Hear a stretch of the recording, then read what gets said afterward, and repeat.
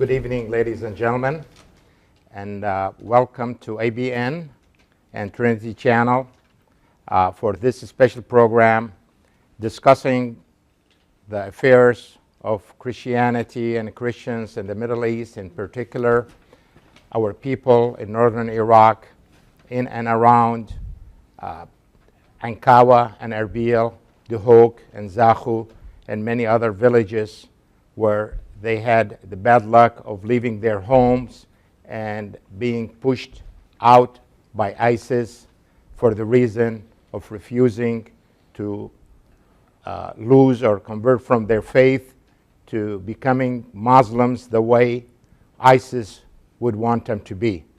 With me tonight, there is an esteemed group of individuals who have been working tirelessly to reach out and make this sad story visible to all of the people on a global level.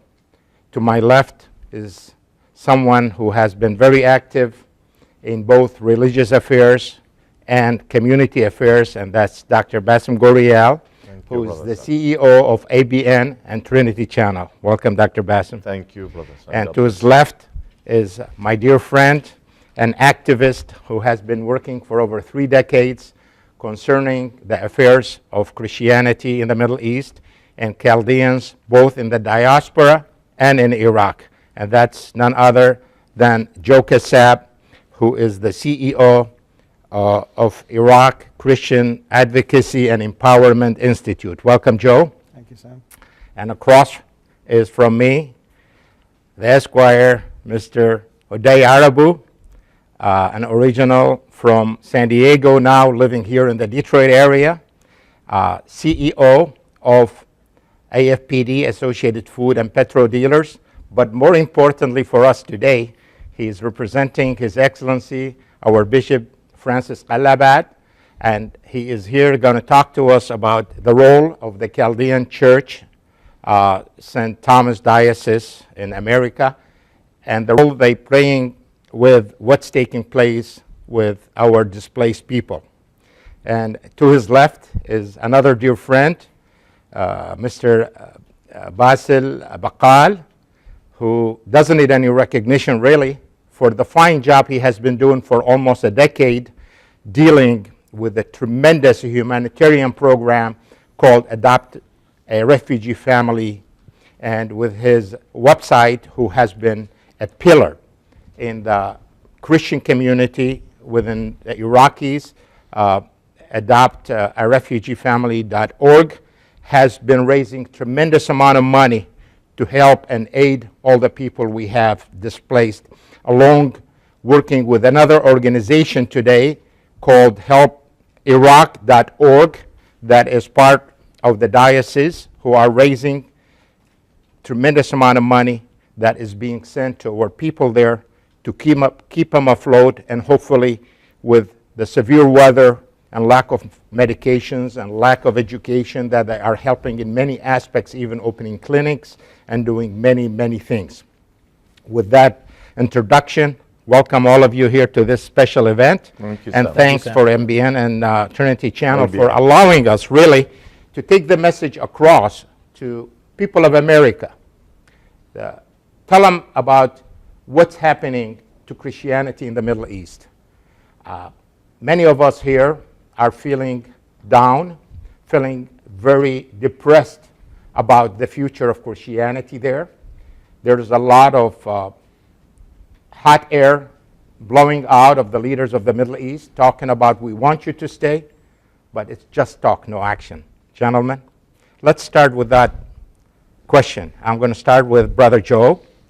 Talk to us, because of your involvement on the political level with the leadership in the Middle East. Tell us, how true is those leaders coming here, whether it's in Egypt with our Coptic brothers, what's happening to our Christianity, even with our majority at one time of Maronites in Lebanon, the Syrian Christians, the Iraqi Christians, and Jordanians, and what's going on? Well, thank you, Sam. First, please allow me to give a quick background on who the Christians of Iraq are for your viewers. The Christians of Iraq, their ancestor goes back to almost 4,000 years before Christ. These people, they were called Chaldeans. Some are Assyrians, and some are Syriac, and some are Armenians. Majority of them, they made the two empires, the Babylonian Empire and also the Assyrian Empire in the north. We are the descendants of the Chaldeans, basically, are the descendants of Ur of the Chaldea, where Prophet Abraham, or forefather Prophet Abraham, come from. That is his little town, which is in southern Iraq. Chaldeans and Assyrians became and Syriac people became Christians at the hands of the disciples of Saint Thomas the Apostle, Saint Mary, Saint Addai, and Saint Mary. So that was in the very early decade of Christianity.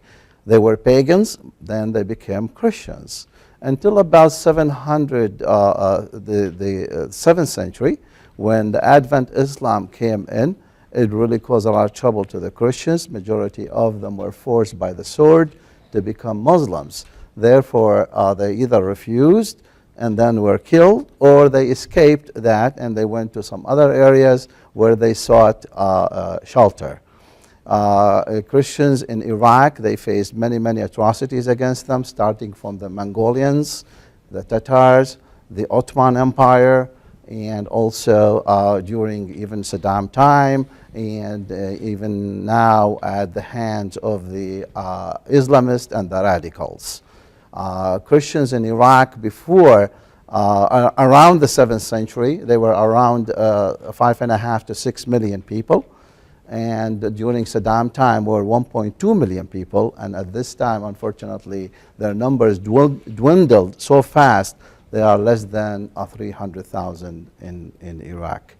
That's basically who the Christians of Iraq are. We definitely, everybody knows that we speak the Aramaic language, which is the language that Jesus Christ spoke. And this language, many other languages were derived from it. So that's who we are. Of course, we contributed a lot to the civilization in Iraq, starting from Hammurabi. Hammurabi, he had he created the first law in the world. So he's considered the very first lawyer on this earth. And also, the Chaldeans invented the wheel. And also, some of them were astronomers. Not to mention the Hanging Gardens, which were also built by Nebuchadnezzar, who was also from the Babylonian Empire. This is basically what we can say about the Christians. What I want to come back to is what Sam asked for, and that is what is our role here and how the Let's take the role of the Arab leaders first. I want to leave that other question for... the Arab leaders from the Christian communities, they are becoming heavily involved in saving the Christians in the Middle East. As you all know, after the Arab Spring, what we call Arab Spring, did create really a huge crisis for the Christians in the area. Majority of the Christians were attacked, were persecuted because of that. Based on their beliefs. So the Arab leaders from the Christian community, start to act on behalf of this community and speak about it to the international community, to the U.S. administration, to the European Union, to the United Nations about what's going on. And as you all know, that there was the first Arab Spring that took place was in Tunisia, and also in Libya after that, and then in Egypt, and then took place in other countries. But what are they doing about the fate of minorities, and in particularly the Christians in those countries? Do you see any positive action, or is it just hot air talking about it and doing nothing? I shouldn't say it's a hot air. I would say that they are doing their best, but I think they are facing a lot of resistance from the radicals and the Islamists and the governments whom don't like to see Christians prevail. This is something that it is very common among the Arab world, unfortunately, although the Middle East area is considered the cradle of Christianity, and therefore Christians should be saved from demise in this area. But that is not working. They're doing their best to save it, but they are unable to. Thank you, Joe. Let me go to Brother O'Day. Talk to us about what is in it for us as Americans. What is the role of the administration in Washington? Where were they? There's a lot of rumors and talks, including today's report that came out more public, and it's all over the internet, about what Frontline is talking about, the role of United States and the formation of ISIS, or like the president calls it, ISIL. What can you tell us about where did ISIS come from, and why is ISIS so strong today, where the president, who was able to take on so many leaders in the world in split moment, whether if it was Saddam or Noriega, whereas now with ISIS, he's talking about it's going to take long time to get rid of them. I think you asked me like 4 or 5 questions there, Sam, so I don't know where to start. First thing, thank you for having us on your show and everything else, talk about the dire situation of our Christian brothers and sisters in Iraq and the Middle East. The geopolitical climate in the area is something most of the listeners, most of the viewers probably don't realize. For instance, when in 2003, before President Bush, George W. Bush, decided to enter Iraq, Colin Powell, General Powell said, I have it figured out. We know what to do with the Kurds. We know what to do with the Shiites. We know what to do with the Sunnis. Question was asked to him, well, how about the Christians? What are you going to do with the Christians? And he said, Christians? Didn't know about it. What Christians? There are Christians in the Middle East. And so it kind of goes back to, from a historical lesson that, Joe really did a great job of kind of adding to what's really out there. Most people, they think of the Middle East, they think of the Sunnis and the Shiites, or they just think of Muslims. They don't even think what's the difference. And the difference is depending on who the successor of Muhammad is. And, since the Muslim conquest in the 7th century, they have been spreading with the sword by force. And, our church, the Chaldean Catholic Church, our bishop refers to us, and others refer to us, the Church of Martyrs, because we have the blood of so many believers. Exactly. All over the years, not just yesterday, not just today, not just tomorrow, but hundreds and hundreds of years. It's been going on. Of those that have given up their own lives for their faith, for Christianity, for their Lord and Savior, Jesus Christ. So when you talk about that, and then you talk about what's going on today, it really is heart-wrenching.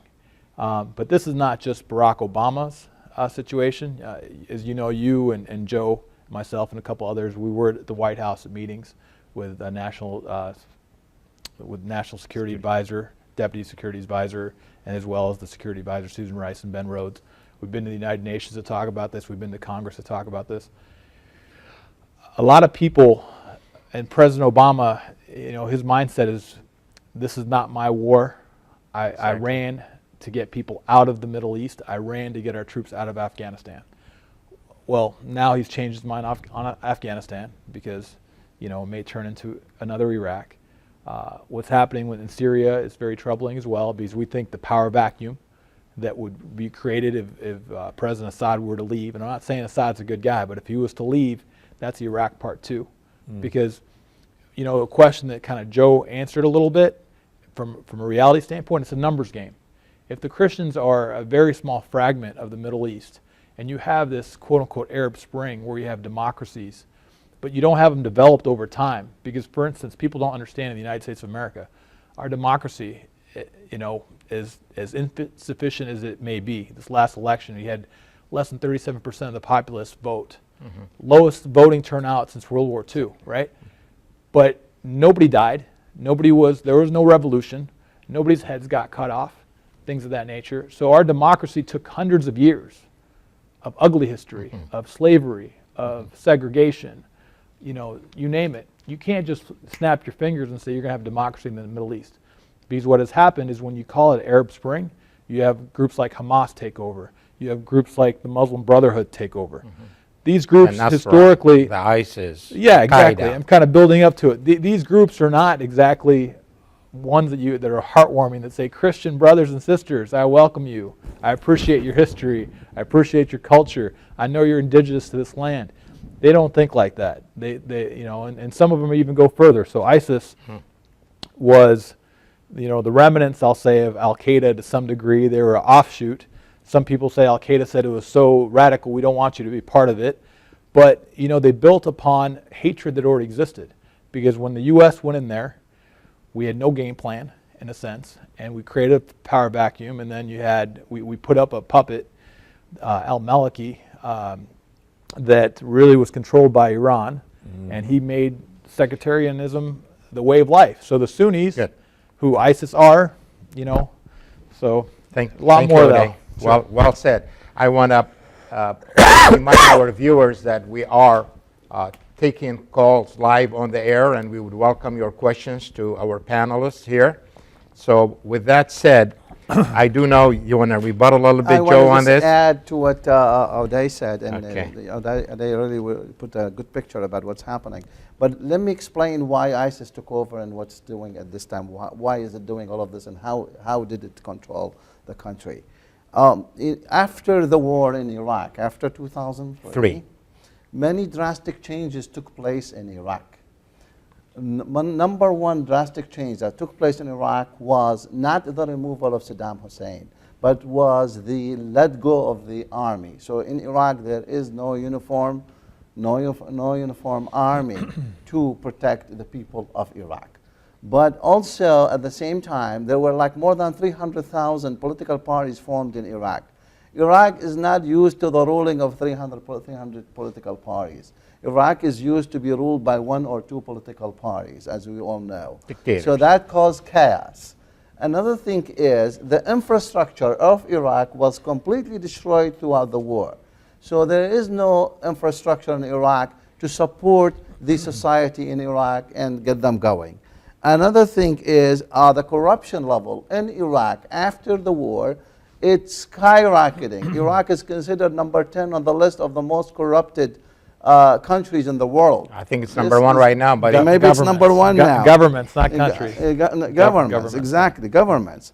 Another important point, a lot of scholars, people who of knowledge, of education, they were all killed and assassinated. That led to a brain drain in Iraq. Doctors and professors. Exactly. So it led to a brain drain. Brain drain means Iraq was left without a brain to we have a caller on the line, but Sure. before I take the call, he's been waiting for some time. I just want to bring another report that came out today, and that's where it's going to put the Iraqi government probably in a worse shape of any other governments on a national level or international level. They found the Prime Minister today announced that he has in excess of 50-some thousand soldiers that are names on paper without individuals collecting salaries from the military in Iraq. Where was that money going to? The fingers are pointed at Maliki and his cronies. So with that said, imagine what's coming and how hard of a job this current Prime Minister has to come and try to put all those fires. So all what's been said led to Iraq to become a very vulnerable country for attacks and for occupation by outsiders. Exactly. Richard, good evening to the show. You're welcome, and please give us your question. Yes, I was wondering why the Pope was wearing white when he's going to countries where Christians are being killed, when he should be wearing black or scarlet. I'm sorry, we are... Just tell him to speak it. Speak more normal and stay away from the microphone, and Yes. make sure you're away from the television as well. Static. There's a static. Yes, I was wondering why the Pope was wearing white when he was going to countries where Christians are being killed, when he should be wearing black or scarlet. Well, I think the Pope, this Pope has decided to wear different garments from day one. So I don't think he changed his garments depending on what country he goes to. He's actually decided to, because of his background and the way he lives, he's a much more humble, very down to earth. He's really taken away from a lot of the traditions that the papacy has done in the past, and it's just his way of trying to be in touch with the people. I don't think he changes the way he dresses. Thank you, Uday. Thank you, Richard. And even though that's not our topic, the Pope, but since the Pope had just visited Turkey, tell us a little bit about Christianity. I mean, if we know for numerous centuries, the Ottoman Empire came out of Turkey, and they were the worst enemies of the Arab world. Not only the Christians of the Arab world, but predominantly they were killing and damaging every civilization within the Arab world. Akhwana Basil, talk to us a little bit about that and that role of Ataturk and today's Turk leader into all this, and the visit of Pope. What do you think that will do for Christianity in that region? Well, a little background on the history of Turkey. Up until about 600 years ago, Turkey was all Christian country. Today there's 85 million people in Turkey. There's less than 0.5% of Christians there. We keep talking about Islam, religion of peace. Can somebody show me? History tells us otherwise. I don't want to judge anybody, but the actions on the ground speak otherwise. In 600 years, these people of Turkey were forced into Islam. Just like they did in the Middle East, they did in Iraq. Out of population of 100%, there is less than 0.5% who remain Christians. And I would beg to differ with anybody that can convince me these people were voluntarily converted to Islam. Read history books. So the Pope's visit, while unrelated to what we're just talking about, but it highlights the suffering of our people, Christian people in the Middle East as a whole, and all the challenges they're facing just to practice their faith. Where if somebody comes to the U.S. and wants to be a Muslim, they're free to practice their faith. Nobody's going to bother them, and the Constitution will protect them. Exactly. That's not in the Middle East. There's a fundamental question that people don't ask. Can a Muslim convert freely to another religion? The answer is flat out no, and their head will be cut off. So we differ on the question whether Islam is a religion of peace or not. Obviously, we've seen all the persecutions. And in particular, let's talk about something very important. When we talk about ISIS persecuting our people and invading our villages, okay, let's say this is the radical group that is, call them spring of Al-Qaeda or any radical group. Where are the voices of the moderate Christian Muslims? Where are the voices of people of fairness? Where are the voices of people who call for human rights in the Middle East? Surely there are millions of them. There's 150 million Muslims and Arabs in the Middle East. Where are those voices? I haven't heard any. These are the indigenous, peaceful people of Iraq who have been contributing throughout history to the civilization of this country and the countries around. They're the pillars of education, science, I mean, every category. Well said, Basil. Where are those voices of neutrality, voices that support human rights? I haven't heard any. But very much. Just one. Make your comment, and then we'll Just take one a break. piece. Go ahead. Basil's right that there hasn't been a lot, but there have been a couple. Like I just want to note, like the professor at Mosul University, who was a Muslim, spoke out against what's happening to Christians, and his fate was death as well. Exactly. So even the good ones, Mosul. even the good folks in the Muslim community, because we're all obviously made in the image and likeness of our Creator, those that speak up to defend Christians, they face our same fate, which is death.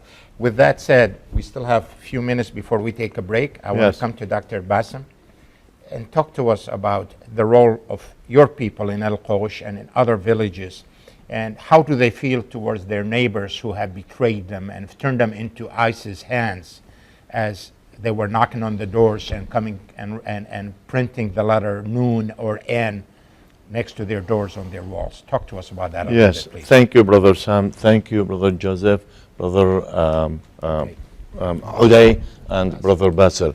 Really, this is a great show, and I praise God for all of you. Thank God for the viewers.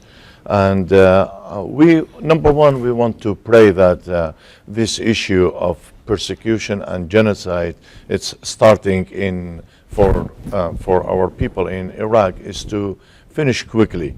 And only God can intervene in this area.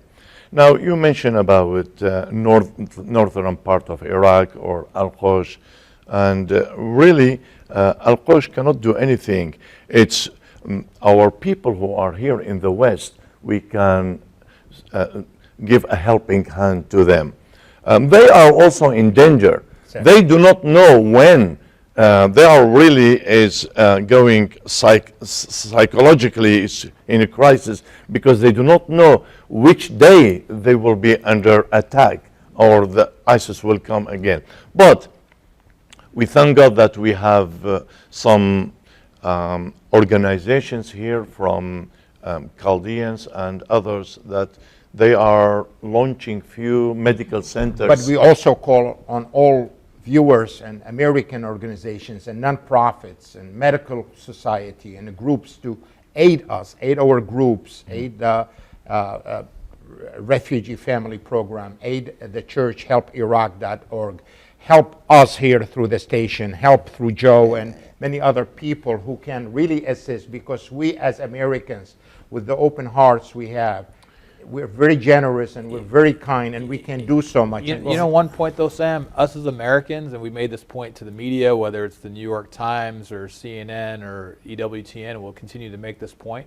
What's different in Iraq than all the other genocides of this last century is this genocide, the Christian genocide in Iraq, we have, as Americans, we have a moral obligation. We will talk about that. We created it. I will get back to you about that. Going back to the issue of church and where church should help.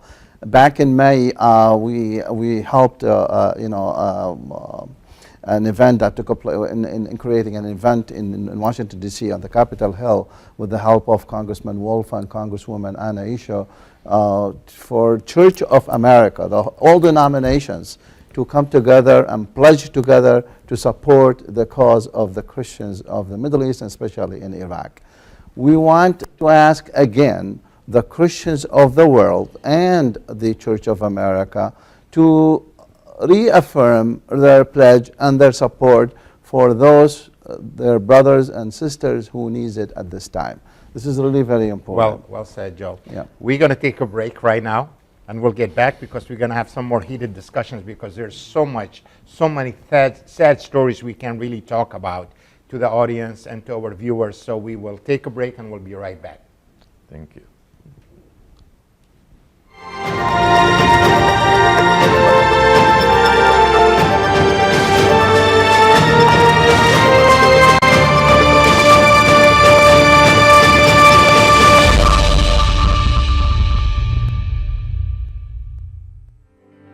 ABN viewers, to watch free reruns of our marathon shows, apologetic shows, and English programs, go to www.youtube.com and type Trinity Channel.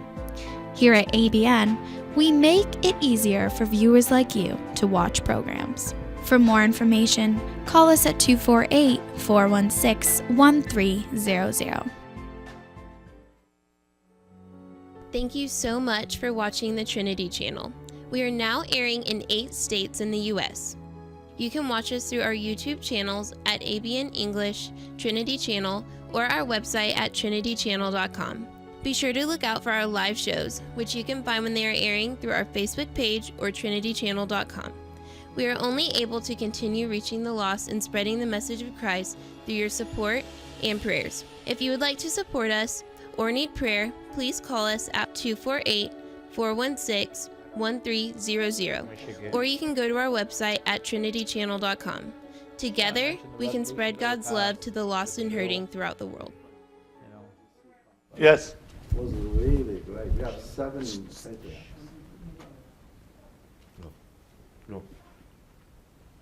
Go. Okay, we're back.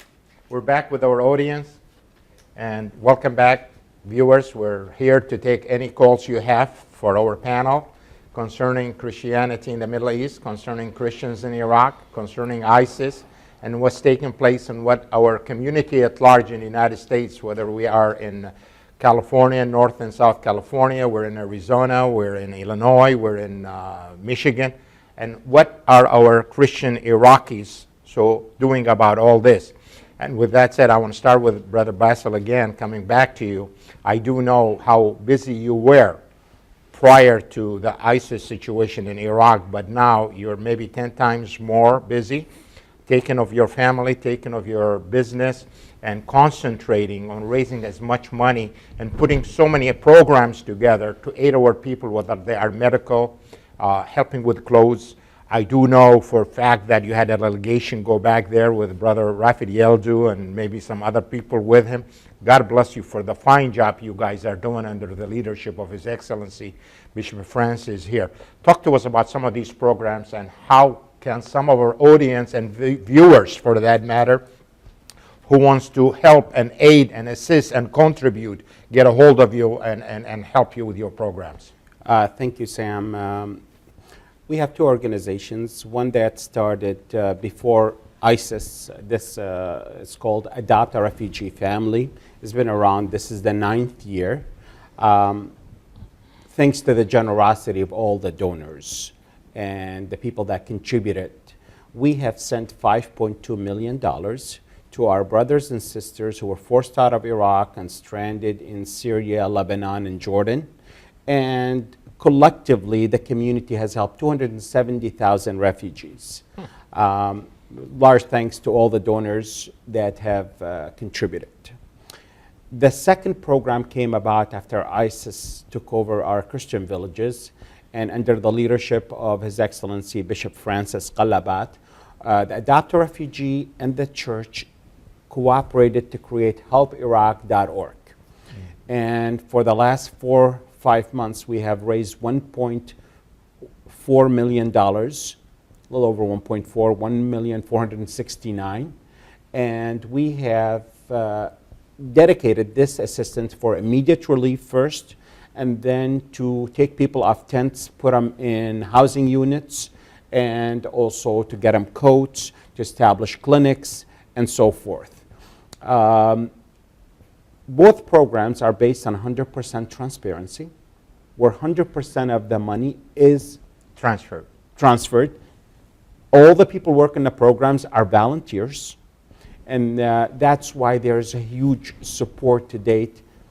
And I want to add to that and to our viewers that this money came all from children knocking on doors, from young people working, students, mothers, and parents and small business people donating to this fine program, and not a penny came from big, large organizations outside the Chaldean community. If it did, why don't you enhance it? No, you are absolutely correct. All this money was donated by our community members, not only in Detroit area, Michigan, around the world, Australia, California, and so forth. In fact, in the helpiraq.org, we have 17 countries contributing to this effort. Isn't that something? And you're talking about $4 or $5 million within a 9-year period. What a number. God bless you. Absolutely. And God bless everybody that has contributed. But the way people can help is they can go to adoptarefugeefamily.org or helpiraq.org. By the way, the programs are different, but they're the same. Well, you might ask how. The Adopt a Refugee for the last 9 years has been helping our refugees in Syria, Lebanon, and Jordan. But who are we helping? The refugees. Today we have crisis and refugees inside Iraq. Exactly. Same suffering. And now we're seeing these people leave Iraq and coming to Lebanon, Jordan, and Syria to join our other refugees who we've been helping all along. So the crisis is the same. The problem source is the same. Just two different countries or two different places. Some of the relief you have been giving, to my understanding, is working with our medical community, our doctors within our community here who have opened numerous clinics, whether in Duhok, in Zahu, in Ankawa, in parts of Erbil, even in Suleymaniya and Kirkuk for that matter, and in Al-Qosh. Yes. I mean, and we have volunteer doctors, and if anybody from the medical community who wants to volunteer, please get a hold of us. We are in dire need of assistance. This is a tragedy. This is a genocide of indigenous people in the world, that one of the oldest and finest and communities that have contributed to the well-being of this global world. So we plead with you, try to do as much as you can, whether you get a hold of ABN here with Dr.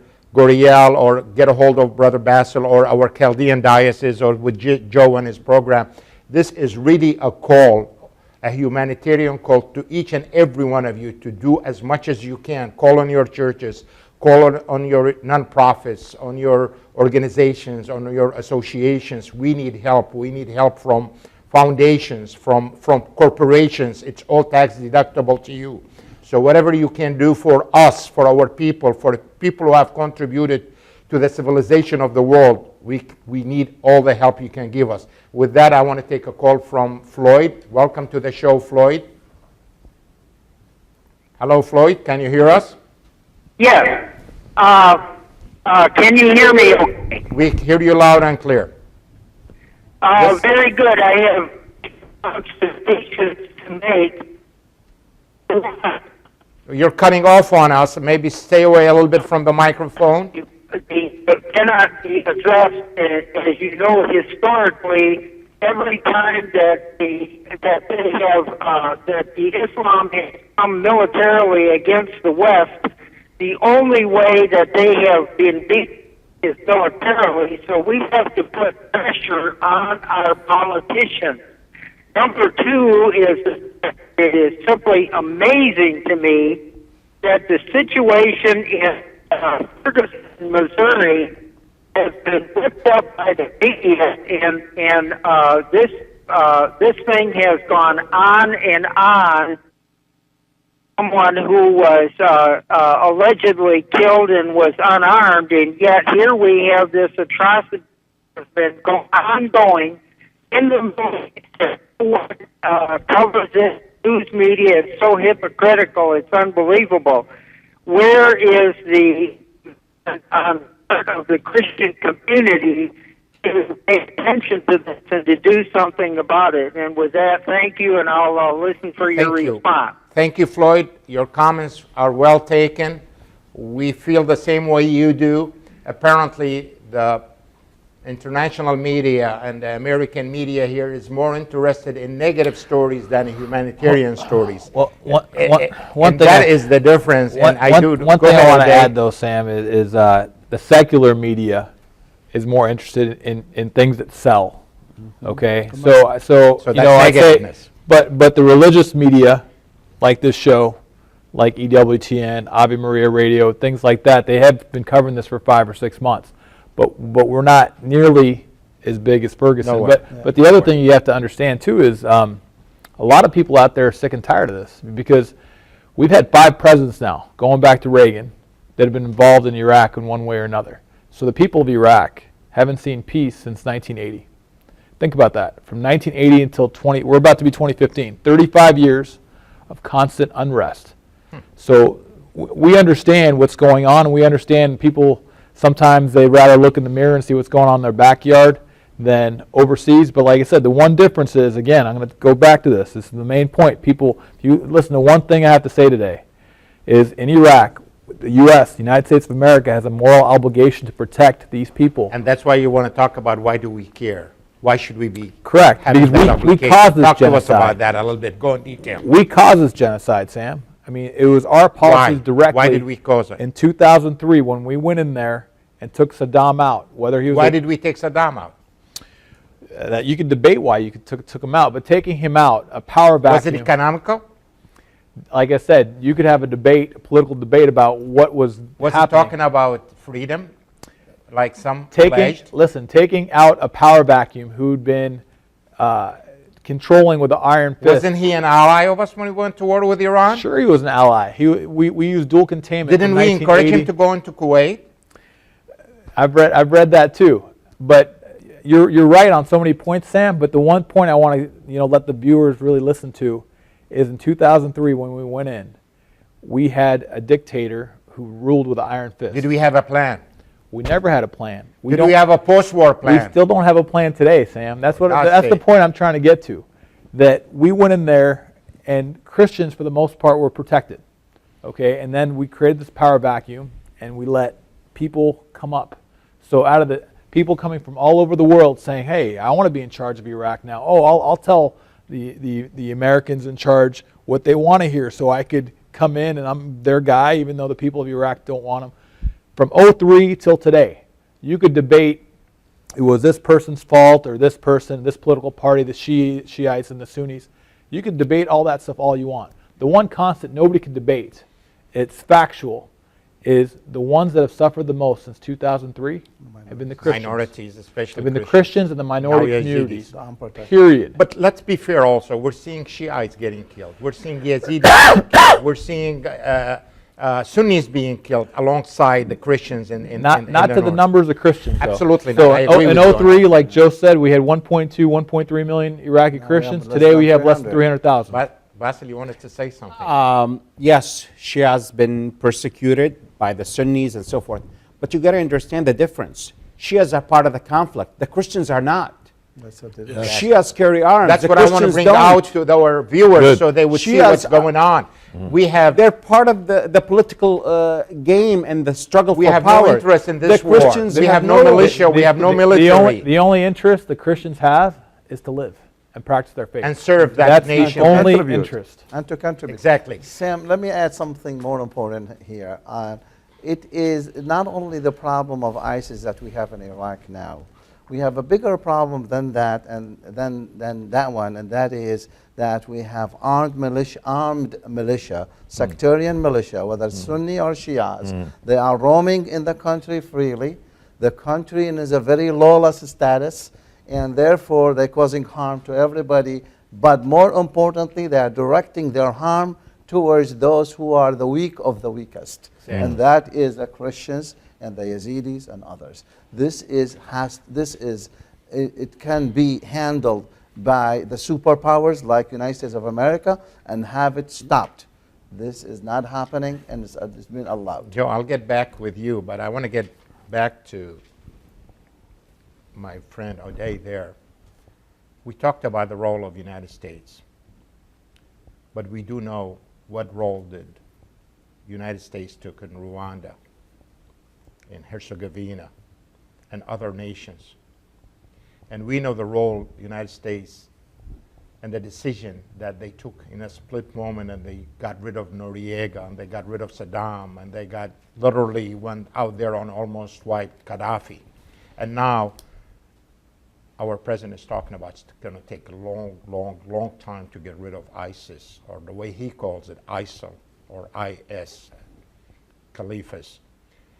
You've been to Washington. You were part of our team. You went into the White House.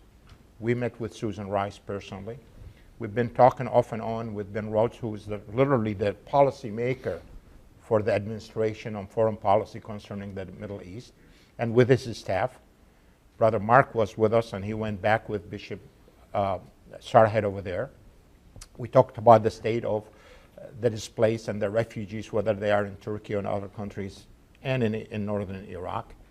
Where do you see, along with the trip we made to United Nations, where do you see the international help and assistance, whether if it's on a political level and getting rid of ISIL, or if it's on a humanitarian basis? Well, those are two different questions. Yes. So our administration here in the United States, when we met at the White House, the one thing that really caught me, and I still remember this, is they had a plan before Maliki even stepped down. They said, we have a political plan, and this is what we're going to do. And if you remember, I stopped right then and said, well, hold on a second. I appreciate your political plan, and I think it's a great idea. However, we need you to focus on the humanitarian plan, because our people are dying today, and we need your help yesterday. Your political plan, more people are going to die. We want you to think of it from a humanitarian angle, not politically. And so that's where I still think the administration is. They're looking at it politically, and when you look at it politically, the reason why we as America will not go in there right now, for a lot of different reasons, but our allies, some of our best allies, quote unquote allies, Turkey, Saudi Arabia, Qatar, they actually helped create ISIS. Okay, so until they step up and control the craziness at the animal that they created themselves. Would they expect that this is what ISIS is all about? I don't know if they expect it or not, but I do know. beheadings? But I know they created it, nobody could actually question that. Well, Vice President said it himself. It's a geopolitical game between the Sunnis and the Shiites. Iraq is the battleground, and the Christians and the minorities are the casualties victims of war. Now, from the international side, we believe that the UN has done an amazing job. You know, we met with the Secretary, Undersecretary, Deputy Undersecretary, L.A. Son. You know, that same day that we were Bishop Francis and Bishop Sarhad Jummo. Yeah. So we had the Chaldean Church together. The resolution came out. That day, they made it a level 3 emergency, the highest level within the UN system to get all the red tape out. And then the next day, the UN Security Council had a resolution addressing the issue. Unanimous. However, the one thing that still rings in my ear, Sam, L.A. Son, who'd been in the UN for years and years, said, "I've never seen a scenario in time where we've seen so many crises and so many fires all around the world. Yet we have less resources than ever before." Yeah. So that told me that their hearts are there, but they have no military. They can't really force things. And like the one caller said, if we don't have might to really push out whatever you want to call it, radicals, animals. I mean, I don't even know if I want to call them animals. Animals killers. These are killers. Then I don't see a future, because how can we protect whether they're in Al-Qosh, whether they're in Kurdistan? We can't protect them, honestly. Okay. And that's why we're getting calls by the hundreds every day. People say, we want to live, we want to leave. Who's going to take you? Sam, one of the reasons that why the United States administration is not paying attention to the plight of the minorities, especially the Christians in Iraq, it is the fact that this administration has refused to appoint a presidential envoy to the minorities in that area. The presidential envoy, when he is already appointed there, he can cultivate all the issues and put them together and submit them to the president in order to act on. This is something has not been done. So what's the solution? What can we do with our voters? Maybe the right to their Congress people, right well, to the definitely administration? has to come from the Congress. Give us some recommendations, Joe. You've been involved quite a bit. Well, certainly there should be resolutions in the Congress. Whether As it's you in know, the we Con- have met in with the the House or Congressman in the Senate. Conyers, and he's willing to do that with the Black Caucus, right. with the Hispanic Caucus. So I think we need to get our bishops involved again to start meeting and making these group meetings. You know, the House of Representatives this last year passed a resolution, HR 683. The Senate did a similar resolution, and it passed as well. We have a bill, it's called the Nineveh Plains Refugee Act, that was introduced, bipartisan bill. Obviously, it's a lame duck session. It's not going to get anywhere.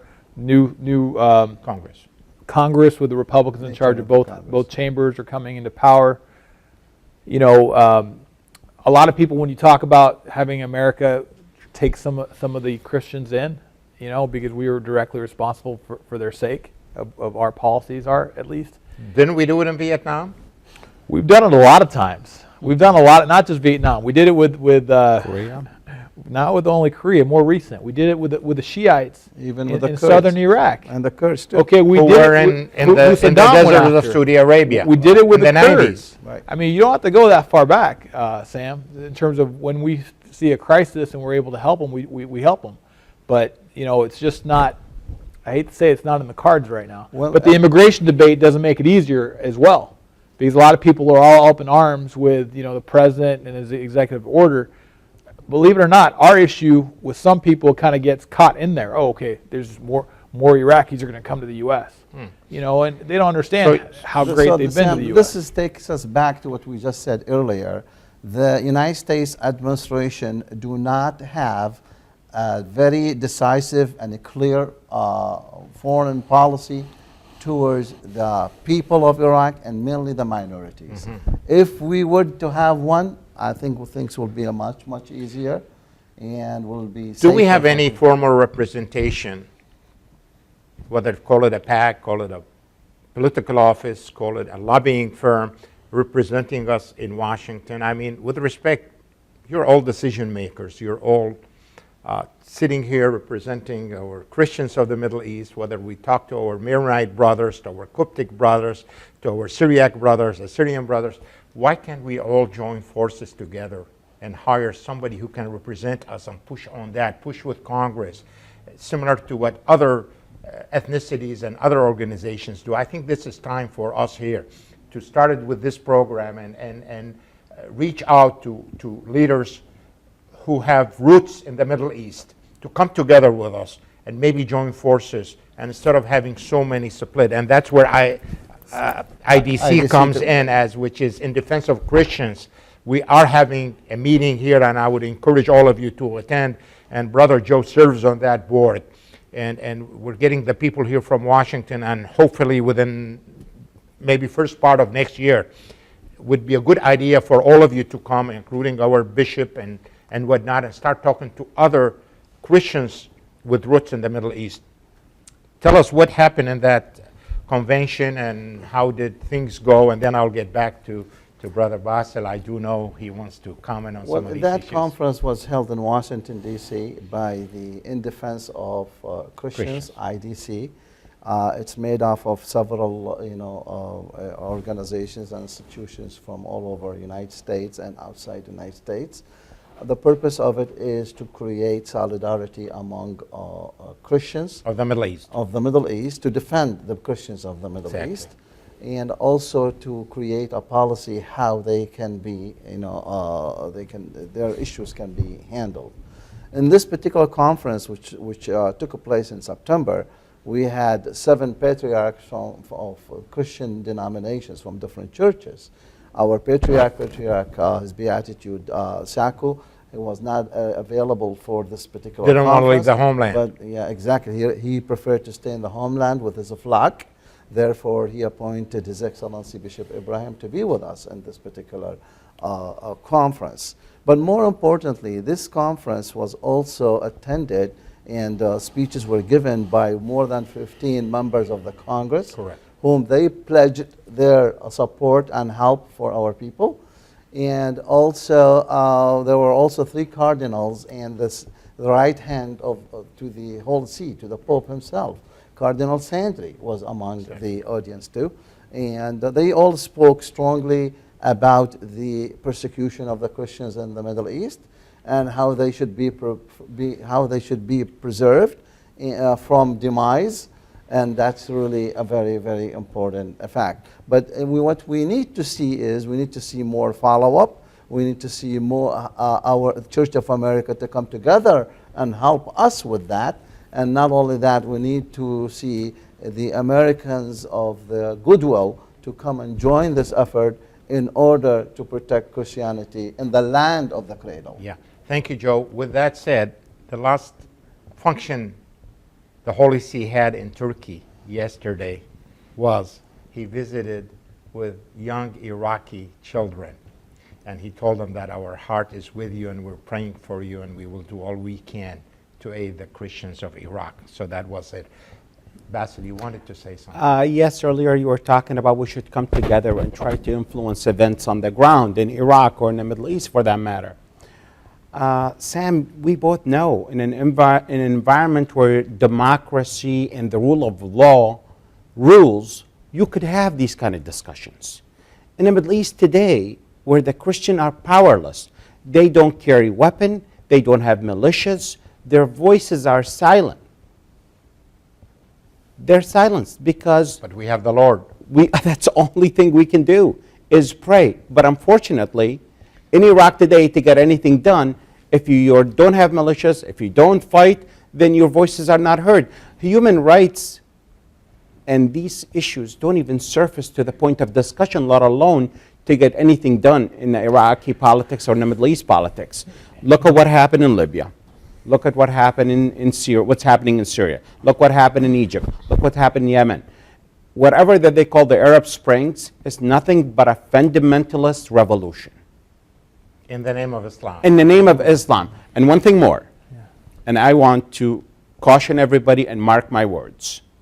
If the regime in Syria is replaced, despite the fact whether it's good or bad, you can have another Iraq at hand. And the casualties will be the minorities and the Christians. Why did the people in Egypt resist that? Because if you look at some of the studies and some of the basically analysis of what took place with ISIS in Syria and Iraq, it was targeted towards Egypt. Yet the Egyptians refused it. And the head of the state today refused it, and he challenged America, and he stood in the face of America as head of the military. Had he not done that, with mercy and power, this ISIS would have been in Egypt today, where 10 million Copts are there, literally were lives at suffering. stake. But what Their you lives are at said, stake. the word that you said there is the military. And you That's said right. earlier, there was no military in Iraq. That's right. Right?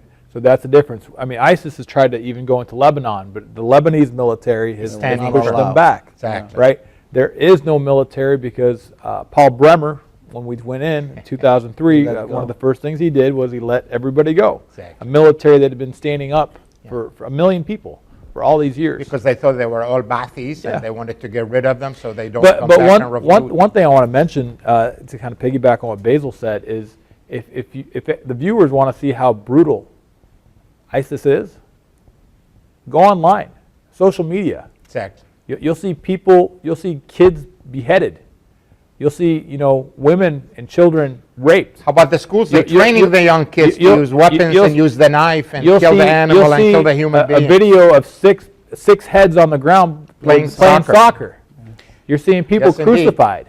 Go to social media. Yes, It's all there. With that, we're going to take a break, and we'll be right back.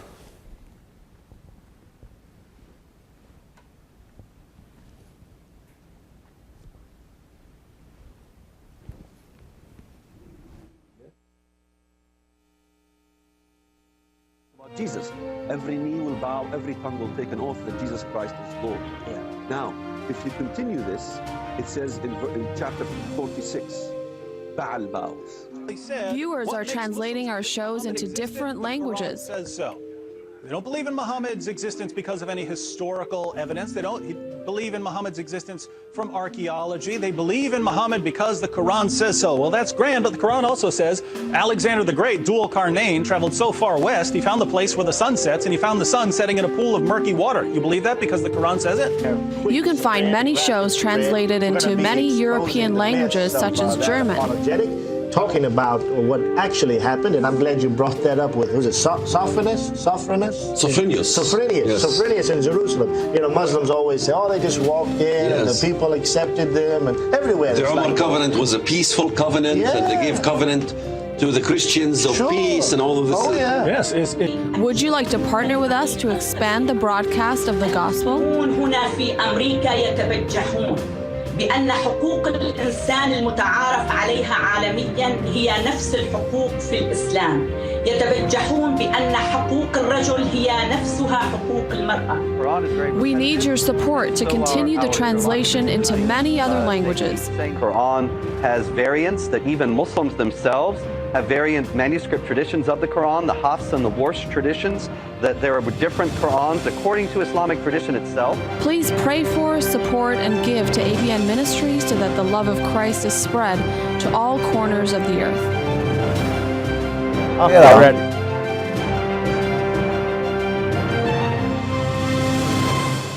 New York.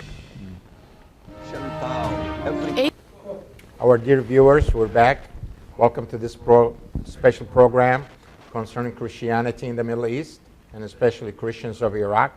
With me, and I want to repeat who is here, starting to facing me there is Brother Basil Bakal, who is in charge of Adopt a Refugee Family Program. And next to him is Brother Uday Arabu, all the way from San Diego, maybe 4 years ago, but right now he lives here with us in this icy Detroit. So welcome, Uday. It's cold here, Sam. He's representing His Excellency, Bishop and a spokesman for Bishop Francis Qallabat. And right to my left, with Joe Kassab, who needs no introduction, really. He's been involved with the Chaldean Federation for over 3 decades, and now is the CEO of the Institute for Chaldean Advocacy and Empowerment Programs. Welcome. And then right next to my left is a man who has been involved, very religious and faithful and strong Chaldean for that matter, and he loves his Aramaic language. Amen. And we Thank take you. charge and pride in him for the programs and putting this humongous media network together, whether the ABN and the Trinity channel. So God bless you. God bless you, Sam. The family as well. And, Thank and you. really, there's not enough words for me to praise you for the fine This job is you're all doing in defending to and, God, not and me. spreading Christianity. God bless With that you, said, my dear brothers, my opinion as the number one solution for this is education. Awareness. The way the United States went, and you all know I've been involved since day one. When Mu'arada was in, I had been invited to numerous meetings in Halab, in Erbil, in London, to meet with the opposition of Saddam and all that. And basically to me, and I refused many of these meetings for one reason, because these people were not acting in good faith. They all had personal interest, and they proved it today with the administration in Iraq. I personally would hold the government of Iraq responsible for any and all genocide toward people, whether, as you said, New York Times called it slow motion genocide. Yes, it's a cultural genocide. It's a humanitarian genocide. They've taken our lands. They've shed our blood. They've taken our livelihoods. They've taken our kids out of schools, and right now they are sleeping in the streets. As we've seen this past Sunday, we had a funeral for a mother and daughter who died, trying to get a passport so they can get out of the country. And they have 3 handicapped kids now staying in a little shelter in a different small village, trying to find a way to get help. This is what this policy did to the Christians of Iraq. And if you tell me that's not genocide, then I don't know what genocide is. That's what's happening to us. But lack of education, working it easy on the leaders of the Arab world. They need to separate their faith from government. As long as faith and religion has something to do with government, we're not getting anywhere. So it's a waste of time. And that's the message that ought to be sent through New York Times, through Wall Street Journal, through Detroit Free Press, through Washington Post and many other papers. Is get the word out, put the pressure on Congress, put the pressure on administration, put the pressure on European Union, put the pressure on everywhere in the world to say, look, if you really like this world to become a true democracy, don't go and put democracy and enforce it on people. Educate the people about what democracy is and separate the religion from government. And that's what's going to make it. I would like to get all of your comments on this process, starting with Joe. Sam, before we go there, I just want the viewers to know exactly what's happening in Iraq and among the Christian community there, and the kind of brutal atrocities the ISIS are causing to our people. They have been labeling our properties, our homes in Nineveh Plain, which is part of a Nineveh province in Iraq. And Nineveh Plain, by the way, is made of over 100 Christian towns and villages. That it is the size of Lebanon. Majority of it is lived by Christians and, of course, some Yazidis. They have been labeling their homes with the letter N. I hope in Arabic. In Arabic, Noon means noon. N, and Noon means Nasrani. Nasrani means a Christian. Comes from Nazareth, therefore he is a Christian. And they've been labeling it like this. I want to remind your viewers, Sam, that this thing, this branding of the Christian homes is very, very similar to what happened during the Nazi times in Germany. Where the Jewish people, they were branded with the Star of David in order for them to be known, to be harassed, to be persecuted, and then to be killed. This is exactly what ISIS is doing in Iraq. We want to make sure this should not happen. We should speak about it, and we would like you, as people of goodwill, to speak about it too. This is the kind of atrocities our people are facing, and we need to see a stop for it. Also, what we want you to do, along with us, to make sure that our people not to feel that they are forgotten and left alone. We are all together in this as a Christians, with the sons and daughters of Jesus Christ, and therefore we should be protecting them. Thank you, Joe. Well said. Thank you, sir.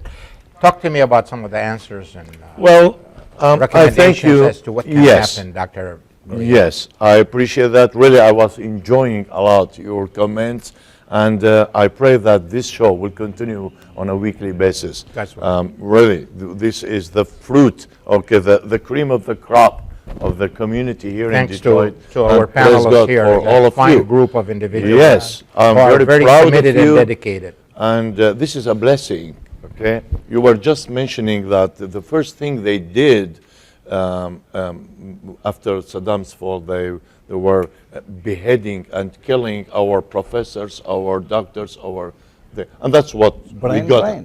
Exactly. Now, all what we have been discussing now on a political side, and I praise God for you. I am not a politician. I look to it from another side. Please do. And let me tell you what's the solution as the leader of the Trinity Channel and ABN. I look at it from the biblical side, and forgive me to mention in this direction. Yes, military, it's important. Temporary, it's necessary. But you know, if America today will send, let's say, 1 million soldiers, American soldiers, and tanks, and yes, we could wipe ISIS out of the face of Iraq and Syria, and we will be succeeded, military. But that is not the final solution. Later on, another ISIS, another Abu Bakr al-Baghdadi will appear somewhere else. If you talk about, like, how about moderate Muslims, if we use them to educate the ISIS or the fundamentalist jihadists, it has been proven that that's also a failure. If you say that, okay, how about if we ask Muslims in the world, 1.7 billion, to make a conference to decide to cut some of the verses of their Quran, which are about killing and murder. And there are 78 surah about bloodshed and these things.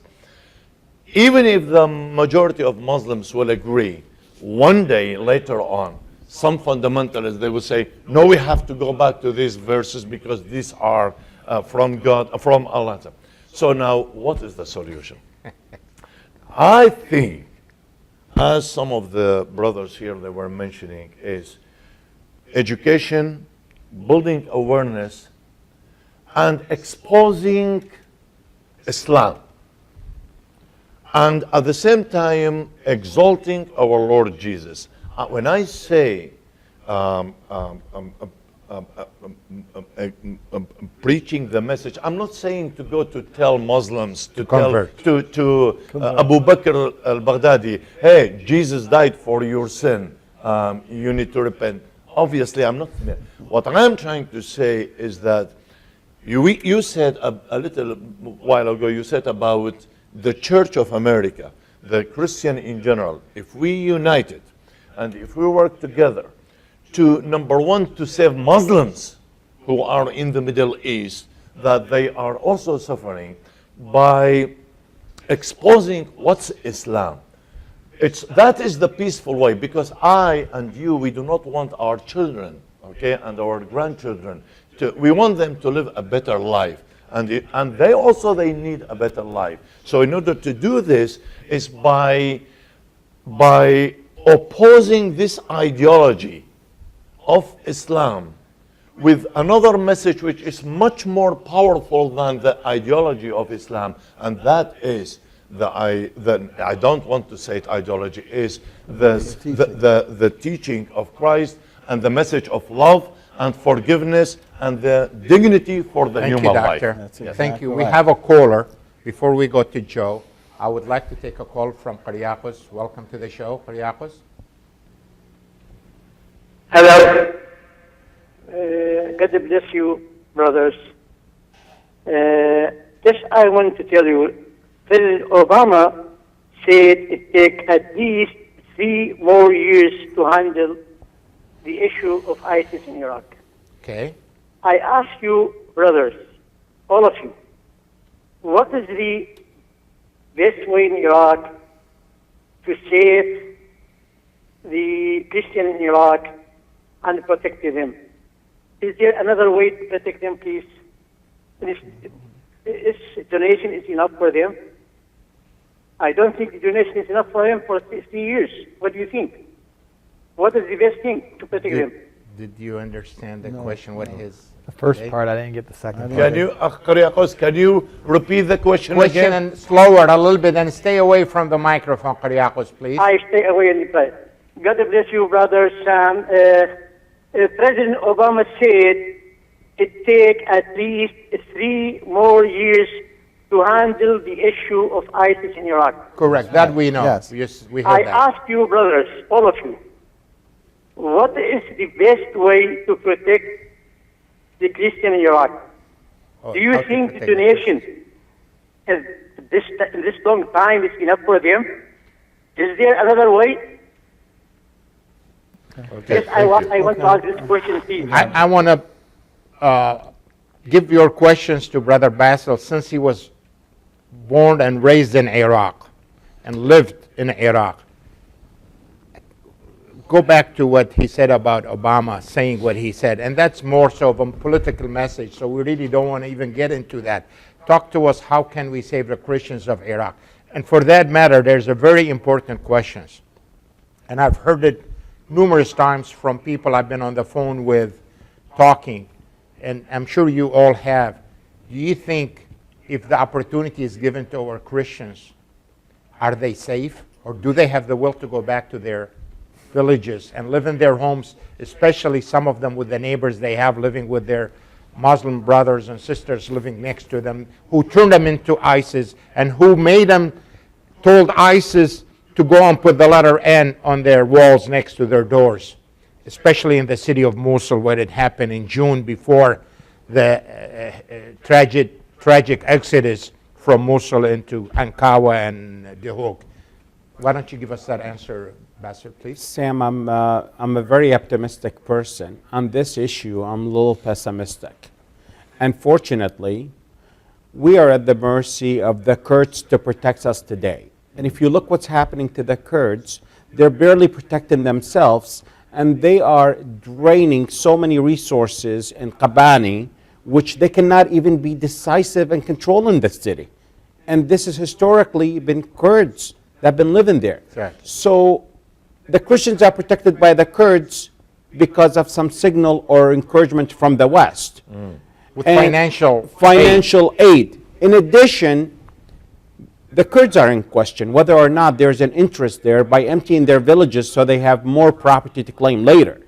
And that's been a why question. did the 20 or 30,000 Kurd Peshmerga left our Christian villages when less than 1,000 ISIS fighters drove into our villages? Absolutely. So to answer the question directly, this is what happened to our people, ladies and gentlemen. This is what the true story is. So it's like, you know, at times it comes to us as it was a conspiracy, an international conspiracy against our people. But there's things we can control, Sam. There's things we can't control. Okay, so the viewer's question was more of Obama saying 3 years. Well, you could look at it one way, saying, well, there'll be a new president in 3 years, or you could say, what we mentioned earlier, with the allies and so on and so forth, and he doesn't want to put troops on the ground and so on and so forth.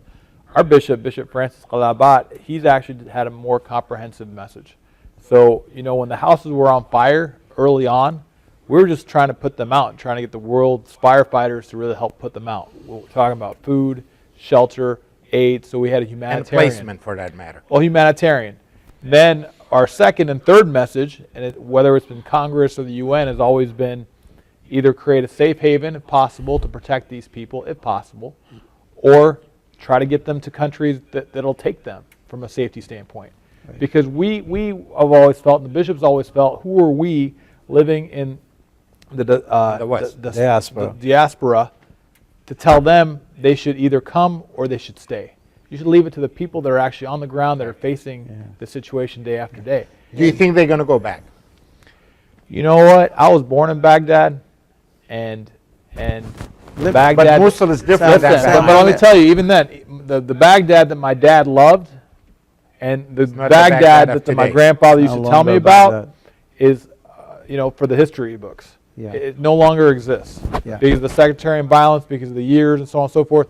So if people want to stay, we're going to try to figure out how they could stay. And if people want to leave, we're going to do everything we can to figure out how they can leave. Let me God explain bless you. Go ahead, something really Joe. important. I think Islamism and radicalism in Iraq is there to stay. Not only in Iraq, but in the Middle East. As Brother Basil said, it's not going to go away within days or within years. It's not. It's there to stay, and if anything, it's going to get even worse.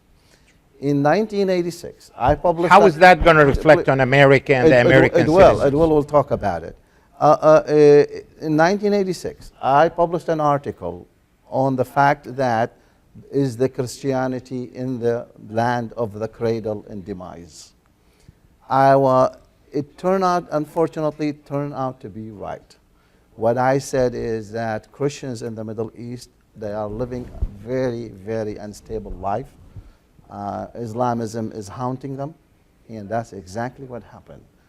In order for us to save Christians in Iraq itself, as the caller asked, it is the responsibility of the Iraqi government, none but the Iraqi government. Correct. But Iraqi government, we need a very, very strong and transparent Iraqi government. Iraqi government can be transparent and strong with the help of the international community. Not only the United States of America, has to be the whole United Nations member states. But they cannot even protect themselves. Look at the military. Well, that's the thing. Then if they cannot protect themselves, are unable to protect themselves, which is their responsibility, So that's the they have to transition go. period O'Day is talking about. Therefore, they have to go. But the other part, what's happening to the Christians in Iraq is not a new phenomenon. We have to look at our history for that region, for that country. A lot of people don't know, up until 1946, 47, 48, the creation of Israel, largest Jewish populace in the entire Middle East was in Iraq. Correct. Then one night, they were all pushed out. Gone. During the Farhud time. Farhud, exactly. So what makes people think that us Christians are going to be treated any differently than the Jewish community? But thank God the Jewish community has whether people argue it or not, they have Israel. And they're doing everything we can to protect themselves with military. And so that's why, going back to the question, if Christians don't have military and they don't have a militia, what is their future going to be if they stay in that region? There's another fundamental discussion here that needs to take place. All along, we're brought up as Christians, faith. We believe in our Lord Jesus Christ, the message of peace, love, and forgiveness. Correct. Right. Well, in the law of the jungle, that doesn't go very well. No, that's exactly right. As a result, you're the weakest of the weak. Yeah. And not because you are not able and don't have the courage to fight, but your belief is love and forgiveness and coexistence is the message we should all be. That's why we're talking about education. Maybe it's our best solution. Joe, I have to take this call and then we'll get back to you. We still have a few minutes. Sure. We have a call from David. Welcome to the show, David. You have a comment or a question? Yeah, actually, yes, we do.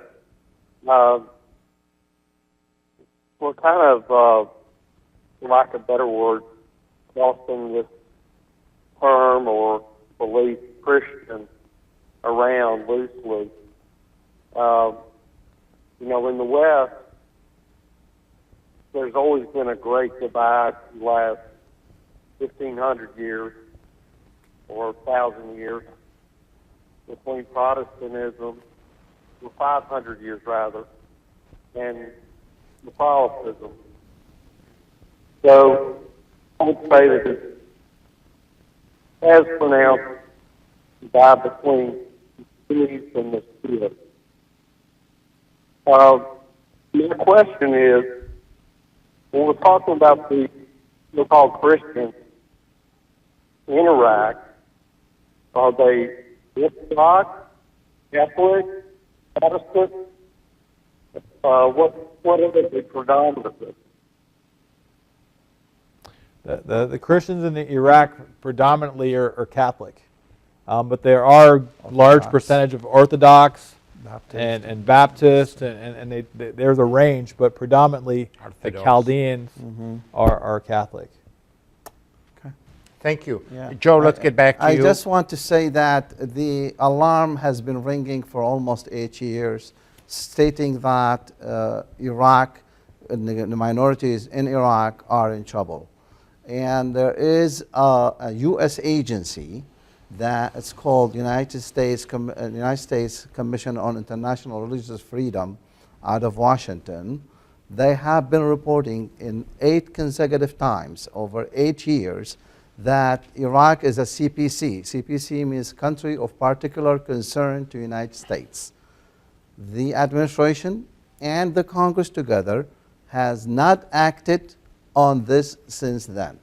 They've been telling them there is a problem with the minorities in Iraq, especially the Christians, during a very, very independent report, and still they are not listening.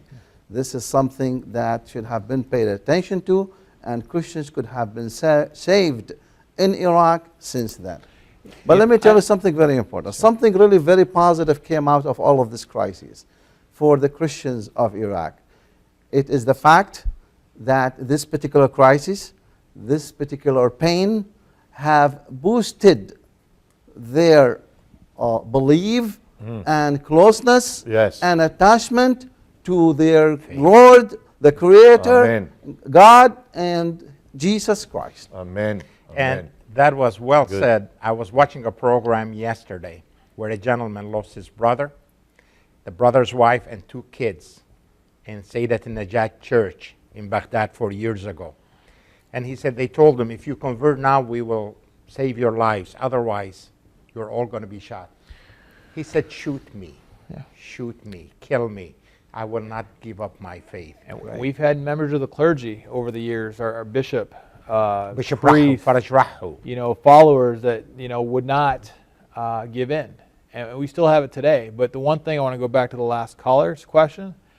ISIS is not going around saying, are you Catholic, are you Protestant, are you, Killing if you don't believe in what they believe in, which is a very fundamental portion, I guess, of Islam, as some like to say, you're dead, period, no question. Or if you're good looking and you're a woman, you get sold to the sex trade or the prostitution. I'll tell you, Sam, how bad it got when everybody was focused on Sinjar and the mountain and the Yazidis. Yeah. Families were so terrified that the ISIS would get their hands on their kids. Some actually buried their kids alive. Some actually threw their kids off the mountain because they'd rather have them die than ISIS get a hold of them. Surrender them. Another thing is a lot of people don't know that the persecution that now it's inflicted on the Christians in Iraq and other minorities like the Yazidis, it is now very systematic, and it is inflicted by a state, which is the Islamic State. The Islamic State, other than the government of Iraq. Now, you know, in Mosul, they have their currency. They have their traffic police standing in corners, and they are forcing their own dress code, even in the universities. And they just whipped a medical doctor because they forced her not to give any birth control pills to women who are in dire need because of sickness. They said no medicine given to anybody. They took her at midnight and they put her in the main square and they whipped her, like 200 whips with a stick. So with that said, where do we go from here? We got a few minutes left. I want to give each one of you about a minute to address this issue before we close this show. And what do we need to do here on this level, in Detroit especially, and in the United States? Basil, I'll start with you. First, I want to just raise awareness where it's been really ignored. The biggest supporters of ISIS are coming from the West. And if there was ever a base for the argument that George W. Bush made, if we don't tackle the question of terrorism and radicals in their homeland, they'll be in American soil. Well, guess what?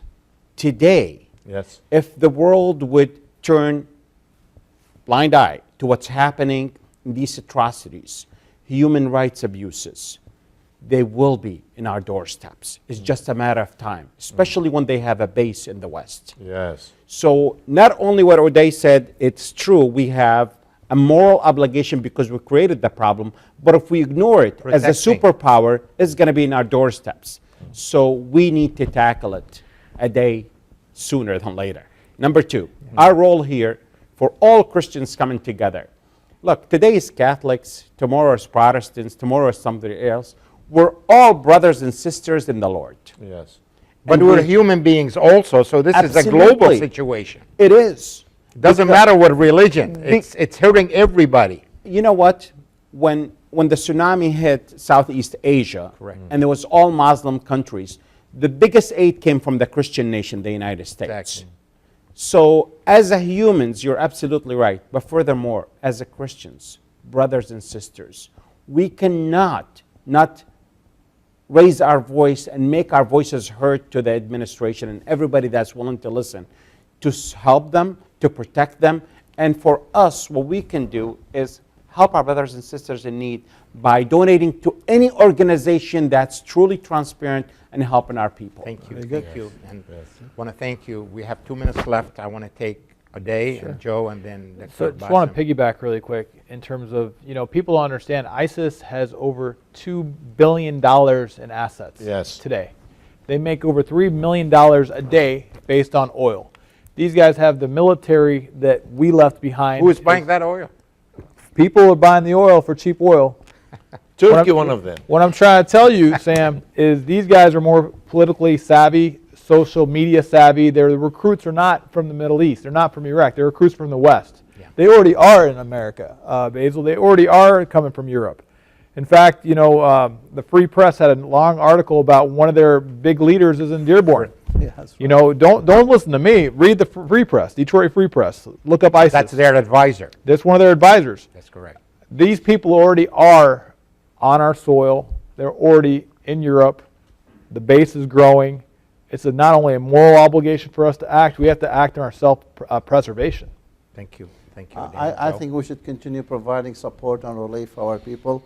The message is that we want them to know that we care for them and that we love them and that we are with them in their crises, and we will continue to do anything for them to save them. There are reasons why you should be saving Christians in Iraq.